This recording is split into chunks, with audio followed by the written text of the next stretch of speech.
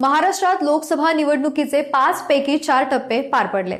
पहिल्या टप्प्यातील मतदारसंघात 5 मतदारसंघांमध्ये 53.54% मतदान पार पडलं। दुसऱ्या टप्प्यातील 8 मतदारसंघात 53.70% मतदान पार पडलं। तिसऱ्या टप्प्यातील 11 मतदारसंघात 54.9% मतदान पार पडलं। तर इकडे चौथ्या टप्प्यातील 11 मतदारसंघात मतदान पार पडलं। तर आता पाहूयात आतापर्यंतच्या खासदारांची यादी। नंदुरबारमध्ये 1999 ते 2009 पर्यंत काँग्रेसचे माणिकराव गावित हे खासदार होते। त्यानंतर 2014 ते 2019 पर्यंत भाजपच्या हिना गावित या खासदार राहिल्या। जळगावमध्ये 1999 मध्ये भाजपचे वायजी महाजन हे खासदार होते। 2004 मध्ये भाजपचे हरिभाऊ जावळे, 2009 ते 2014 मध्ये भाजपचे ए.टी. पाटील खासदार होते आणि 2019 मध्ये शिवसेनेचे उन्मेष पाटील हे खासदार राहिले। तर इकडे रावेर मतदारसंघात भाजपच्या रक्षा खडसे 2014 ते 2019 पर्यंत खासदार राहिल्या।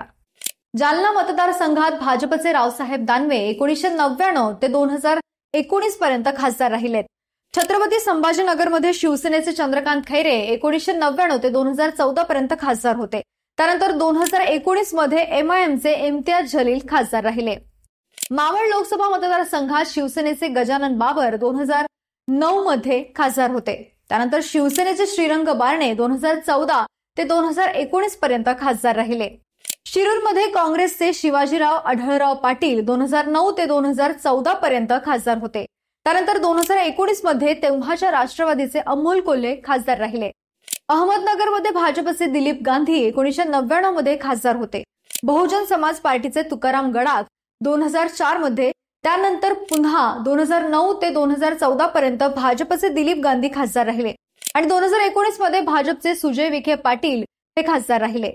शिर्डी लोकसभा मतदारसंघामध्ये शिवसेनेचे भाऊसाहेब वाघचौरे 2009 मध्ये खासदार होते। शिवसेनेचे सदाशिव लोखंडे 2014 ते 2019 पर्यंत खासदार राहिले।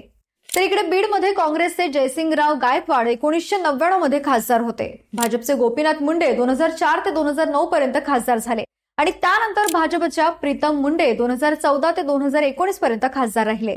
आणि पुणे लोकसभा मतदारसंघात भाजपचे प्रदीप रावत 1999 मध्ये खासदार होते।